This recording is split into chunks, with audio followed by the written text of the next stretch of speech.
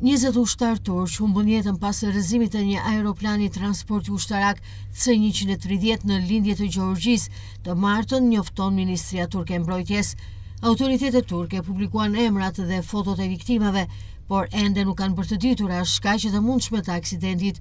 Sipas Ankaras zyrtare, në bord ndodheshin 20 ushtar dhe asnjë prej tyre fatkeqësisht nuk mbijetoi, duke e bërë këtë incidentin më tragjik ushtarak për Turqinë që nga viti 2020.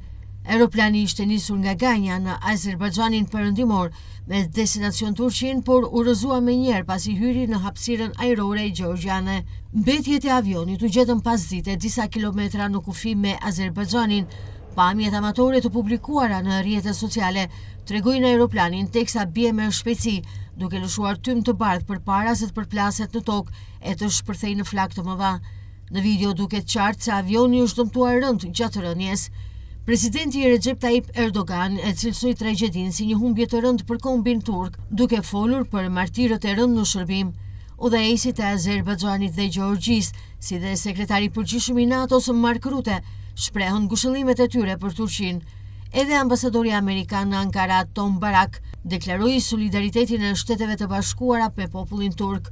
Ndërkohë autoritetet gjeorgjiane kanë nisur një hetim të plotë për të sqaruar shkaqet e rrëzimit. Avionët C-130 Hercules, të prodhuar nga Lockheed Martin, janë në përdorim ushtarak qysh nga viti 1950 dhe mbeten një nga modelet më të përdorura në botë për transport trupash ushtarak, si dhe për furnizime.